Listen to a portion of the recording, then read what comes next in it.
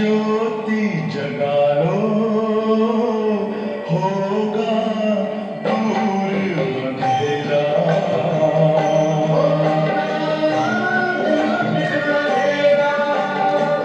शिव का कर लो ध्यान, आ रहा पावन पुण्य सवेरा।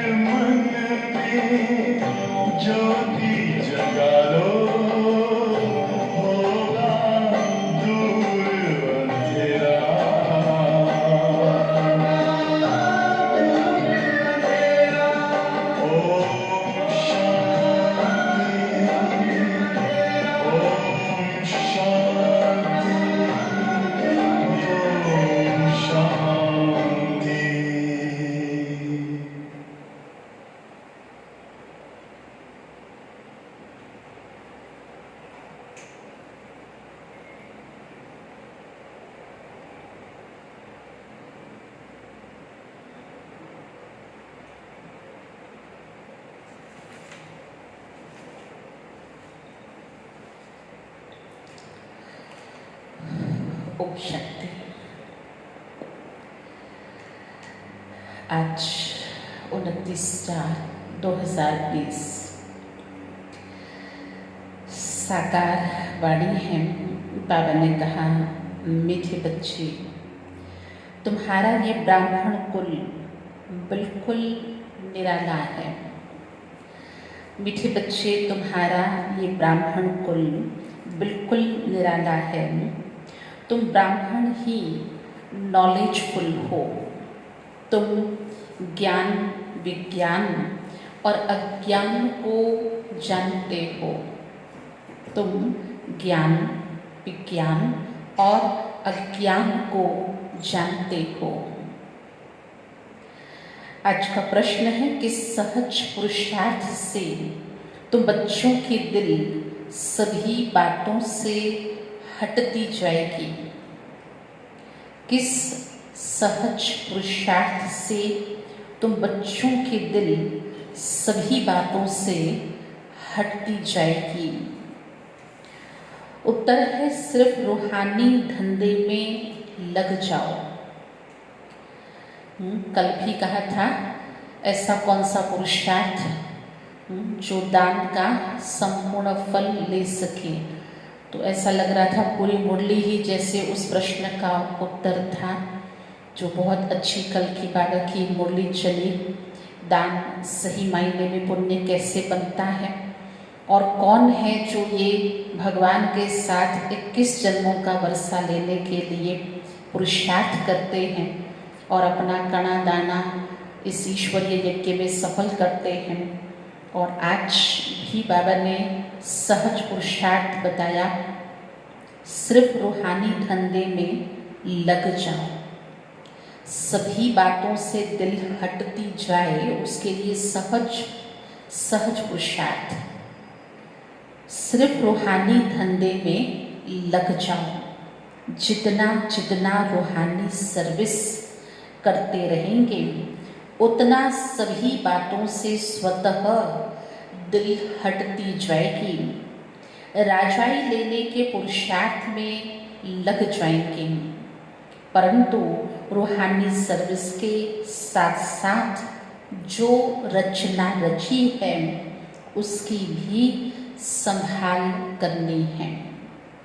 इस रूहानी सर्विस के साथ साथ जो भी आपकी लौकिक रचना रची है गृहस्थ जीवन में, उसकी भी संभाल करनी है।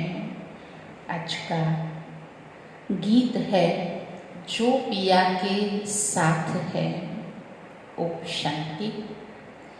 पिया कहा जाता है बाप को, पिता, पिया कहा जाता है बाप को। अब बाप के आगे तो बच्चे बैठे हैं, बच्चे जानते हैं हम कोई साधु सन्यासी आदि के आगे नहीं बैठे हैं, वह बाप ज्ञान का सागर है। ज्ञान से ही सद्गति होती है। कहा जाता है ज्ञान, विज्ञान और अज्ञान। विज्ञान अर्थात देही अभिमानी बनना। विज्ञान अर्थात इस देह से परे, देह से न्यारे, देही अभिमानी बनना, याद की यात्रा में रहना। और ज्ञान अर्थात ज्ञान कहते हैं, दुनिया में सामान्यतः हम ज्ञान कहते हैं। यह ज्ञान किसको कहते हैं? सृष्टि चक्र को जानना, इसके आदि मध्य अंत को, रचयिता को, रचना को, सृष्टि चक्र को जानना। ज्ञान, विज्ञान और अज्ञान, इसका अर्थ मनुष्य बिल्कुल नहीं जानते हैं। अभी तुम हो संगम युगी ब्राह्मण, तुम्हारा ये ब्राह्मण कुल निराला है, उनको कोई नहीं जानते।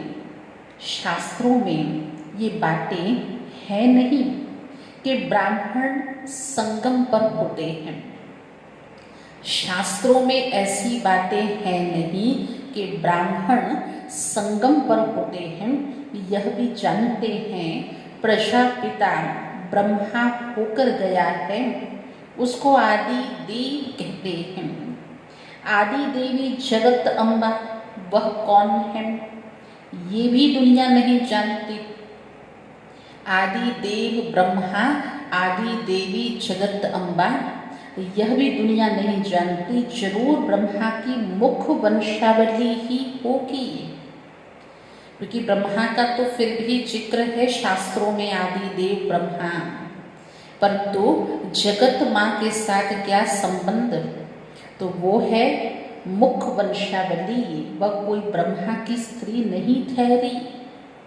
एडॉप्ट करते हैं ना, तो बच्चों को भी एडॉप्ट करते हैं। ब्राह्मणों को देवता नहीं कहेंगे। यहाँ ब्रह्मा का मंदिर है। यहाँ हम माउंट आबू जाते हैं तो खेड़ ब्रह्मा आता है, यहाँ ब्रह्मा का मंदिर है। वह भी मनुष्य है ना। ब्रह्मा के साथ सरस्वती भी है, फिर देवियों के भी मंदिर हैं। सभी यहाँ के ही मनुष्य है ना। मंदिर एक का बना दिया है सभी यहाँ के संगम युगी, लेकिन मंदिर तो कोई कोई का बनता। प्रजापिता की तो ढेर प्रजा होगी ना, अब बन रही है। प्रजापिता ब्रह्मा का कुल वृद्धि को पा रहा है एडॉप्टेड धर्म के बच्चे। अब तुमको बेहद के बाप ने धर्म का बच्चा बनाया है। सब धर्म की स्थापना करने वाले ब्रह्मा के द्वारा निराकार शिव बाबा ने हम बच्चों को एडॉप्टेड बच्चे, धर्म का बच्चा बनाया है। ब्रह्मा भी बेहद के बाप का बच्चा ठहरा। इनको भी वर्षा उनसे मिलता है। तुम पौत्र पौत्रियों को भी वर्षा उनसे मिलता है। ज्ञान तो कोई के पास है नहीं, क्योंकि ज्ञान का सागर एक है। वह बाप जब तक न आए तब तक किसकी सदगति होती नहीं। जब तक बाप न आए तब तक कोई की सदगति हो नहीं सकती। अभी तुम भक्ति से ज्ञान में आए हो सदगति के लिए। सतयुग को कहा जाता है सदगति, कलयुग को दुर्गति कहा जाता है, क्योंकि रावण राज्य है ना। क्यों दुर्गति है कलयुग में? क्योंकि रावण राज्य है ना। सदगति को राम राज्य भी कहते हैं, सूर्यवंशी भी कहते हैं। यथार्थ नाम सूर्यवंशी चंद्रवंशी है। बच्चे जानते हैं हम ही सूर्यवंशी कुल के थे। बच्चे जानते हैं हम ही सूर्यवंशी कुल के थे। फिर 84 जन्म लिए। यह नॉलेज कोई शास्त्रों में हो नहीं सकती, क्योंकि शास्त्र है ही भक्ति मार्ग के। वह तो सब विनाश हो जाएंगे। यहाँ से जो संस्कार ले जाएंगे वहाँ वो सब बनाने लग पड़ेंगे। यहाँ से इस जन्म में जो संस्कार लेकर जाएंगे वहाँ जाकर उस दुनिया में वो सब बनाने लग पड़ेंगे। तुम्हारे में भी संस्कार भरे जाते हैं राजाई के। चेक करो वर्तमान में हम ऐसी राजाई के, रियल्टी के, रॉयल्टी के, प्योरिटी के ऐसे संस्कार भरे जाते हैं। तुम राजाई करेंगे, वह फिर उस राजाई में आकर जो हुनर सीखते हैं सो करेंगे। हम राजाई के संस्कार भर रहे हैं तो राजाई करेंगे। वह साइंसदान आदि जो इस समय संस्कार भर रहे हैं, हुनर सीख रहे हैं, वो जाकर वो करेंगे। जाएंगे जरूर सूर्यवंशी चंद्रवंशी राजाई में। उनमें है सिर्फ साइंस की नॉलेज, वह उसके संस्कार ले जाएंगे। वह भी संस्कार हैं, वह भी पुरुषार्थ करते हैं। उनके पास वो इल्म है, अर्थात विद्या है। तुम्हारे पास दूसरा कोई इल्म नहीं है। तुम्हारे पास दूसरा इल्म नहीं है, अर्थात दूसरे प्रकार की कोई विद्या नहीं है। तुम बाप से राजाई लेंगे, धंधे आदि में तो वो संस्कार बहते हैं ना, कितनी खिटपिट रहती है। परंतु जब तक वानप्रस्थ अवस्था नहीं हुई है तो घर बार की संभाल भी करनी है। दुनियावी धंधे में कितनी खिटपिट रहती है, फिर भी जो रचना रची है, कर्तव्य कहता, बड़े कहते, यही सिखाते कि जो आपकी जिम्मेवारी है, जब तक वानप्रस्थ अवस्था नहीं हुई है तो घर बार की संभाल भी करनी है। नहीं तो बच्चों की कौन संभाल करेंगे? यहाँ तो नहीं आकर बैठेंगे। ऐसा कहते हैं, जब इस धंधे में पूरी रीति लग जाएंगे फिर वह छूट सकता है। साथ में रचना को भी जरूर संभालना पड़ता है। हाँ, कोई अच्छी रीति रूहानी सर्विस में लग जाते हैं तो फिर उनसे जैसे दिल उठ जाएगी। समझेंगे जितना टाइम इस रूहानी सर्विस में देवे उतना अच्छा है। बाप आए हैं पतित से पावन बनने का यह रास्ता बताने, तो बच्चों को भी यही सर्विस करनी है। जैसे बाबा हमें रास्ता बताते हैं स्वर्ग अपनी राजधानी में जाने का, अपने घर परम धाम जाने का और उस अनुरूप बनने का, वैसा संस्कार भरने का, ऐसे दूसरों को भी रास्ता बताने की सर्विस करनी है। हर एक का हिसाब देखा जाता है। बेहद का बाप तो केवल पतित से पावन बनने की मत देते हैं, वह पावन बनने का ही रास्ता बताते हैं।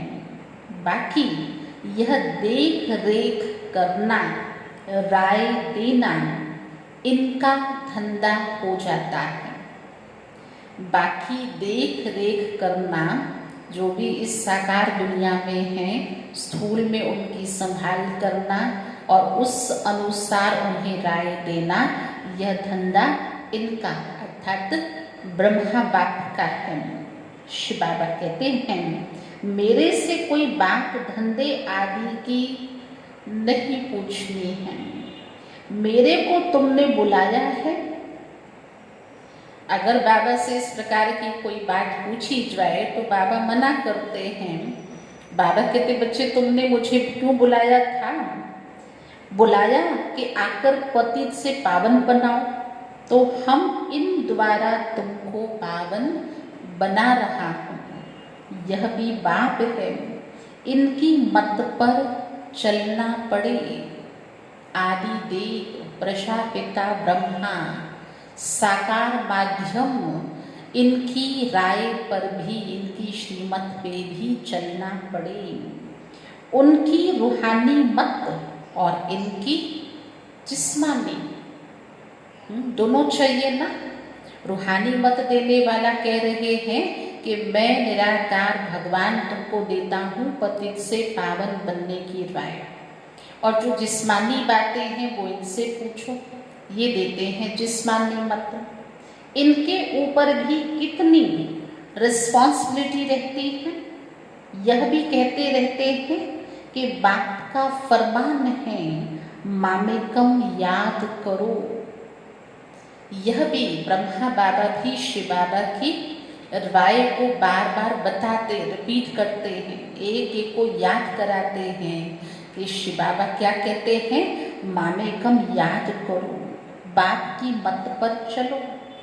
बाकी बच्चों को कुछ भी पूछना पड़ता है, नौकरी में कैसे चले, इन बातों को ये साकार बाबा अच्छी तरह समझा सकते हैं, क्योंकि यह अनुभवी है। साकार दुनिया के, साकार कारोबार के ये बाबा बहुत बुजुर्ग थे, ये बहुत अनुभवी हैं। यह बताते रहेंगे, ऐसे ऐसे मैं करता हूँ, इनको देखकर सीखना चाहिए। साकार को देखकर, इनसे पूछकर क्या किया, कैसे किया, बाबा की जीवन कहानी, उनका इतिहास, बड़ों की जो हम क्लासेस सुन के अनुभव सुनते, बाबा कैसे करते थे, तो ऐसे बाबा को देखकर सीखना चाहिए। यह सिखाते रहेंगे, क्योंकि यह है सबसे आगे। ब्रह्मा बाबा यह है नंबर 1, सबसे आगे। सब तूफान पहले इनके पास आते हैं। भाई ये तो इंजन है इस ट्रेन की, तो जो सामने आएगा तो पहला प्रश्न, पहली बात, तूफान सब इनके पास पहले आते हैं, इसीलिए सबसे रुस्तम यह है। तब तो ऊंच पद भी पाते हैं, माया रुस्तम हो लड़ती है। इसने फट से सब कुछ छोड़ दिया, देर नहीं की, किसको पूछूं, किसी से राय सलाह लूं, नहीं, एक धक से फट से सब छोड़ दिया। इनका पाठ था, बाबा ने इनसे यह करा लिया। करण करावनहार तो वह है ना, जो दिखाई तो नहीं देता लेकिन महसूस होता है, वो निराकार, वो भगवान करण करावनहार है ना। खुशी से छोड़ा, छोड़ना कोई कम बात नहीं है, मजबूरी से नहीं, जबरदस्ती नहीं, लेकिन खुशी से छोड़ा, साक्षात्कार हो गया। अब हम विश्व के मालिक बनते हैं, तो यह पाई पैसे की चीज हम क्या करेंगे? विनाश का साक्षात्कार भी करा दिया। समझ गए इस पुरानी दुनिया का विनाश होना ही है। हमको फिर से राजाई मिलती है तो फट से बस छोड़ दिया। जैसे बाबा ने साक्षात्कार में देखा कि सब खत्म हो रहा है तो फट से छोड़ दिया, ऐसे हम सभी को भी साक्षात्कार हो रहा है। अब तो बाप की मत पर ही चलना है। बाबा कहते मुझे याद करो, ड्रामा अनुसार बच्ची बननी थी। मनुष्य थोड़ी समझते कि इतने सब क्यों भागे। ये कोई साधु संत तो नहीं, ये तो सिंपल है। साकार बाबा के पहरवेश को भी देखो तो बाबा सिंपल है, इसने किसको भगाया भी नहीं। कृष्ण का चरित्र कोई है नहीं, मनुष्य मात्र की महिमा कोई है नहीं। महिमा है तो एक भगवान की, वास्तव में महिमा, यथार्थ महिमा, सच सच महिमा योग्य अगर कोई है तो वो है भगवान बाप की एक की महिमा। बस बाप ही आकर सभी को सुख देते हैं, तुमसे बात करते हैं। तुम यहाँ किसके पास आए हो? स्वयं भगवान तुमसे बात करते हैं, तुम यहाँ किसके पास आए हो? तुम्हारी बुद्धि वहाँ भी जाएगी, यहाँ भी, क्योंकि जानते हो शिव बाबा रहने वाला वहाँ का है। शिव बाबा रहने वाला यहाँ का नहीं, वहाँ का, उस लोक, उस दुनिया का है। अभी इसमें बाप आए हैं, बाप से हमको स्वर्ग का वर्षा मिलना है। कलयुग के बाद जरूर स्वर्ग आएगा। कृष्ण भी बाप से वर्षा लेकर जाए, राजाई करते हैं। इसमें चरित्र की बात ही नहीं। जैसे राजा के पास प्रिंस पैदा होता है, स्कूल में पढ़कर फिर बड़ा होकर वह गद्दी लेगा, कितना स्वाभाविक है। राजा का बच्चा बना है तो जरूर भविष्य का वही राजकुमार सुराजा बनेगा। इसमें महिमा व चरित्र की बात नहीं। ऊंच से ऊंच तो एक बाप ही है, महिमा भी उनकी होती है, यह भी उनका परिचय देते हैं। यह भी ये ब्रह्मा के बच्चे, ब्रह्मा कुमार, ब्रह्मा कुमारियाँ उस भगवान का सत्य परिचय सभी को देते हैं। अगर वह कहे मैं कहता हूँ तो मनुष्य समझेंगे ये अपने लिए कहते हैं। इसलिए सदैव कहते हैं ये बाबा ने कहा, ये बाबा समझाते हैं। मैं कहता हूँ तो समझेंगे, अपने लिए कहते हैं। ये बातें तुम बच्चे ही समझते हो। भगवान को कभी भी मनुष्य नहीं कह सकते। जैसे किसी मनुष्य को भगवान नहीं कह सकते, नहीं कहना चाहिए। मनुष्य कभी भगवान नहीं होता है, हो ही नहीं सकता है। तो भगवान को मनुष्य नहीं कह सकते। वह तो एक ही निराकार है, परम धाम में वह रहते हैं। तुम्हारी बुद्धि ऊपर में जाती है, फिर नीचे भी आती है। बाबा दूर देश से पराए देश में आकर हमको पढ़ाए, फिर चले जाते हैं। कितना दूर से बाबा आते हैं, मूल वतन से, उस परम धाम से, इस पराई दुनिया में आकर हमको पढ़ाकर फिर चले जाते हैं। खुद कहते हैं मैं आता हूँ सेकंड में। उस निराकार, उस सर्वशक्तिमान को आने में कितना समय लगता? आता हूँ सेकंड में, देरी नहीं लगती है। आत्मा भी सेकंड में एक शरीर छोड़ दूसरे में जाती है, कोई देख न सके। आत्मा बहुत तीखी है, गाया भी हुआ है सेकंड में जीवन मुक्ति। इसीलिए गायन है क्योंकि आत्मा और परमात्मा दोनों इतने सूक्ष्म हैं, जो सेकंड की बात है। चाहे बाबा का इस साकार दुनिया में आना जाना, चाहे मनुष्य आत्मा का स्थूल शरीर को त्याग कर एक नए शरीर में प्रवेश करना, ये सेकंड की बात है। तो भगवान से वर्षा भी मिलता सेकंड में जीवन मुक्ति। रावण राज्य को जीवन बंद राज्य कहेंगे। बच्चा पैदा हुआ और बाप का वर्षा मिला। तुमने भी बाप को पहचाना और स्वर्ग के मालिक बने। फिर उसमें नंबरवार मर्तबे हैं। बच्चे तो बन गए, लेकिन भविष्य स्वर्ग में जो पद है, मर्तबा है, सो नंबरवार है। वो कैसे मिलेगा? पुरुषार्थ अनुसार। जिसका जैसा पुरुषार्थ। भाई सब बच्चे स्कूल में पढ़ते हैं, फिर एग्ज़ाम देते हैं, तो कोई फर्स्ट, कोई सेकंड, कोई थर्ड आता है। तो पुरुषार्थ अनुसार बाप बहुत अच्छी रीति समझाते रहते हैं। दो बाप हैं, एक लौकिक और एक पारलौकिक। बाबा बहुत अच्छी तरह समझाते, सहज सिंपल एग्जाम्पल देकर समझाते, बच्चे समझ सकते। एक होता है लौकिक पिता और एक है पारलौकिक। गाते भी हैं, दुख में सिमरन सब करे, सुख में करे ना कोई, ये भी तुम जानते हो।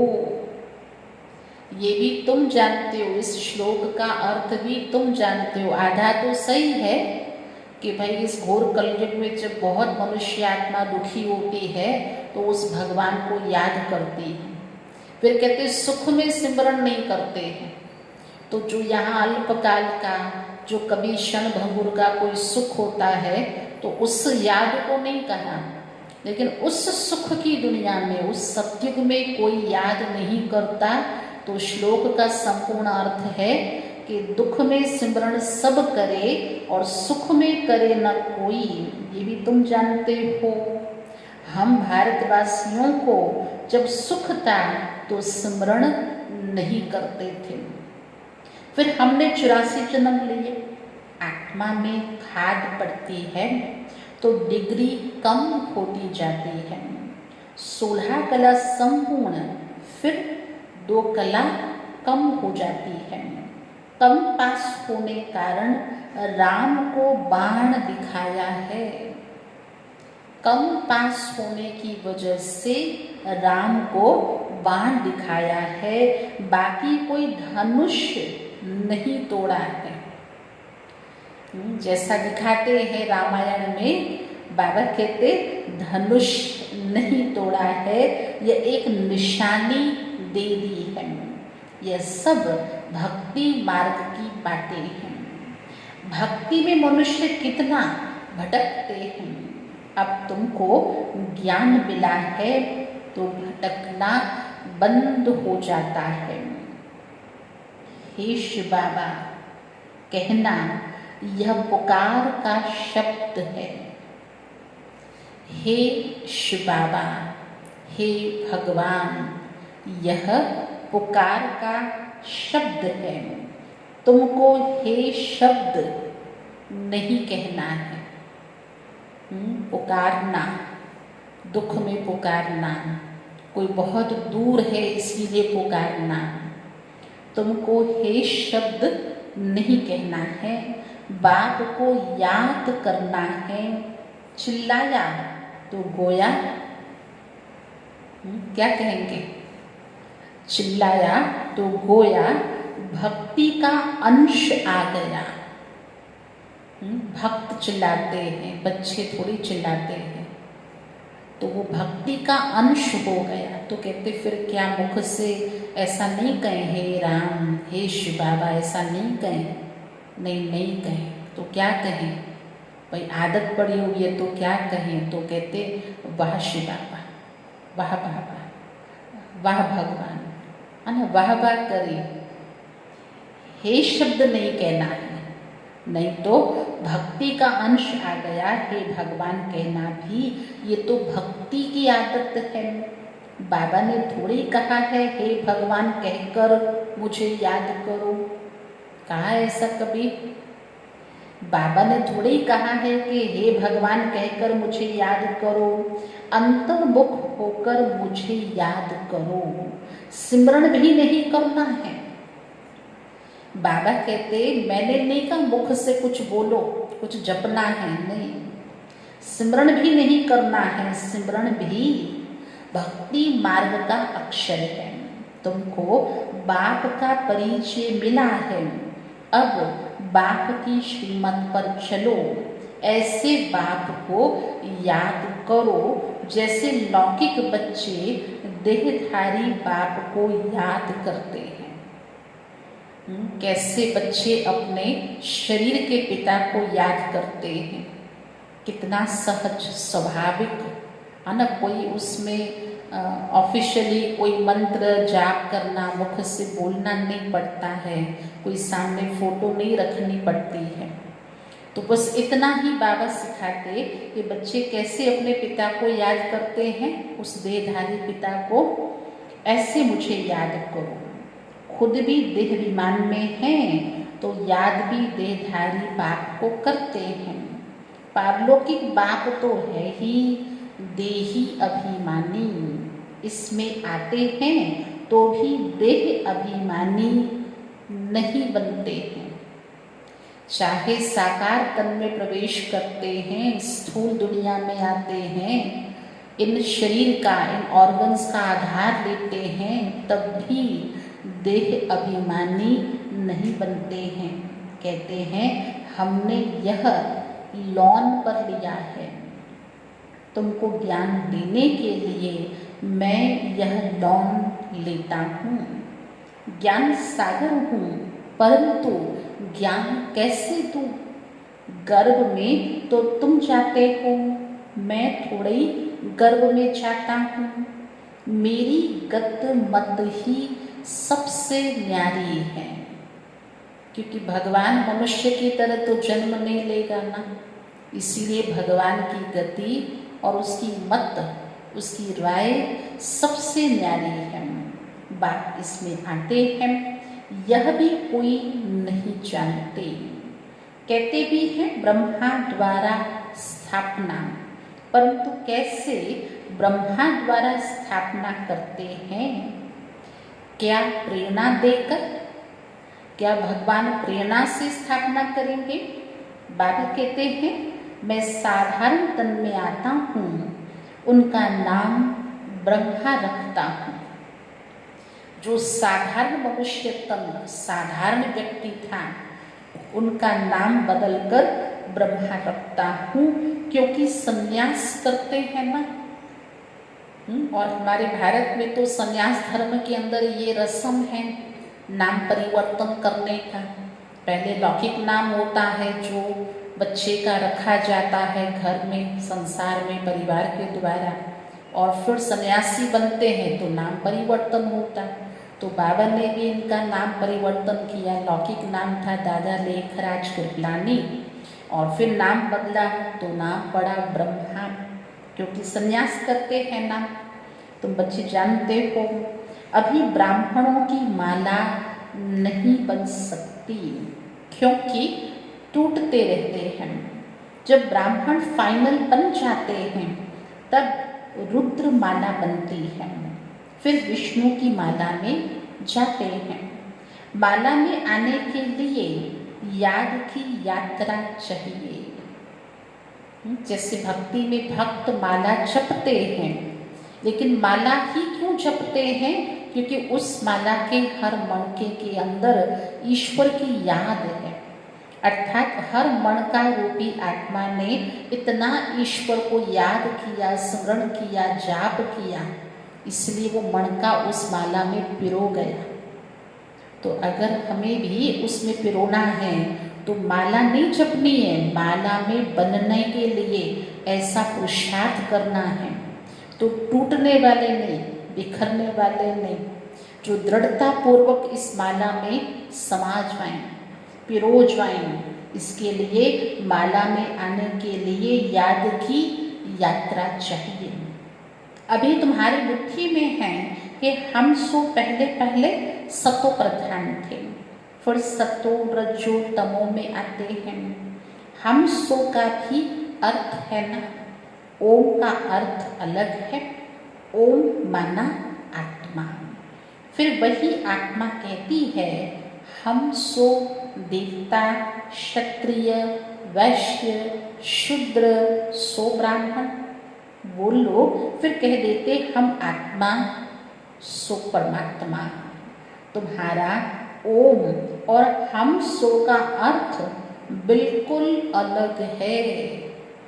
तुम्हारा ओम का अर्थ, हम सो का अर्थ बिल्कुल अलग है। हम आत्मा हैं, फिर आत्मा वर्णों में आती है। हम आत्मा सो पहले देवता फिर क्षत्रिय बनते हैं। ऐसा नहीं कि हम आत्मा सो परमात्मा बनते हैं। ज्ञान पूरा ना होने के कारण अर्थ ही मुझा दिया है। पूर्ण ज्ञान न होने के कारण अर्थ ही मुझा दिया है। अहम ब्रह्मस्मि कहते हैं ना, यह भी रॉन्ग है। मैं ही ब्रह्मा, यह कहना भी रॉन्ग है। बाप कहते मैं रचना का मालिक तो बनता नहीं, इस रचना के मालिक तुम हो। इस रचना के मालिक तुम हो, विश्व के भी मालिक तुम बनते हो। ब्रह्म तो तत्व है ना, तुम आत्मा सो इस रचना के मालिक बनते हो। अभी बाप सभी वेदों शास्त्रों का यथार्थ अर्थ बैठ सुनाते हैं। अभी तो पढ़ते रहना है। बाप तुम्हें नई नई बातें समझाते रहते हैं। अभी तो पढ़ना है, पढ़ाई चालू है।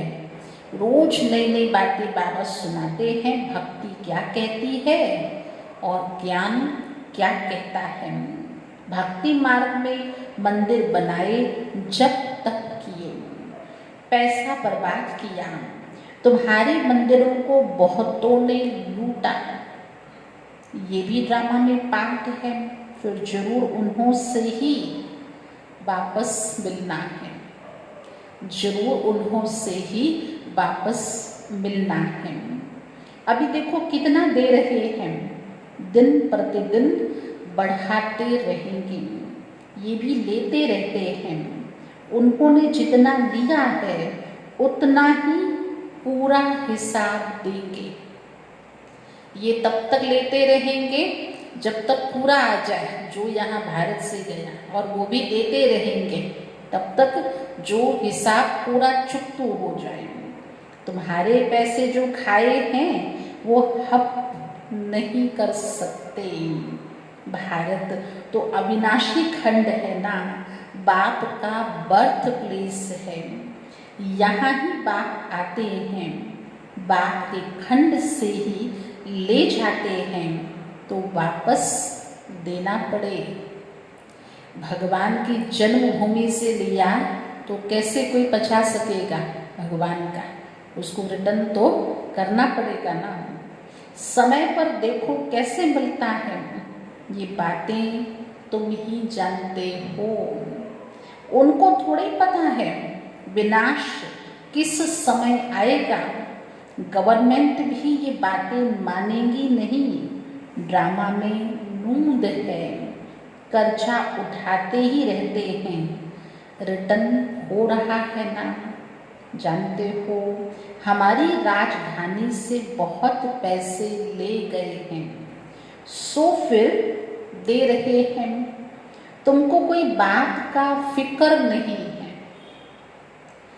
ड्रामा में ये चक्कर चल रहा है लेने का देने का, तो पता है ड्रामा की नूंद से बाहर तो कुछ होता नहीं है, इसलिए तुमको कोई फिक्र नहीं है। फिक्र रहता है तो, अगर फिक्र करनी है तो बाप को याद करने की फिक्र करनी है, सत्कर्म की, पुरुषार्थ की, अच्छी कमाई करें, कुछ जमा करें, तो फिक्र करनी है बाप को याद करने की। याद से ही पाप भस्म होंगे। बाकी नॉलेज तो बहुत सहज है। अब जो जितना पुरुषार्थ करें, श्रीमत तो मिलती रहती है। अविनाशी सर्जन से हर बात में मत लेनी पड़े। मुरली के अंत में बाबा का एक बहुत अच्छा स्वरूप, अविनाशी सर्जन से जो राय चाहिए मत चाहिए, बाप से अविनाशी सर्जन से हर बात में मत लेनी पड़े। अच्छा, मीठे मीठे सिकरते बच्चों प्रति माता पिता बाप दादा का याद प्यार और गुड मॉर्निंग। रूहानी बाप की रूहानी बच्चों को नमस्ते, रूहानी बच्चों की रूहानी बाप दादा को याद प्यार, गुड मॉर्निंग और नमस्ते बाबा। आज की धारणा की पहली पॉइंट है, जितना टाइम मिले उतना टाइम ये रूहानी धंधा करना है। जितना टाइम मिले, जितना निकाल सकते हैं उतना अच्छा इस रूहानी धंधे के लिए। ये रूहानी धंधा करना है, रूहानी धंधे के संस्कार डालने हैं, पतितों को पावन बनाने की सर्विस करनी है, अंतर्मुखी बन बाप को याद करना है। आजकल बाबा हम सभी की बाह्य मुख से हम सभी को अंतर्मुखता की तरफ ले जा रहे हैं। आजकल हर एक दिन छोड़ के बाबा इसके लिए मुरली चला रहे हैं। तो अंतर्मुखी बनकर बाप को याद करना है। मुख से हे शब्द नहीं निकालना है। जो भक्ति मार्ग जैसा लगे या थोड़ा दुख जैसा, थोड़ा पीड़ादायक लगे, ऐसी फीलिंग इसमें से आती है, इसलिए बाबा मना करते हैं।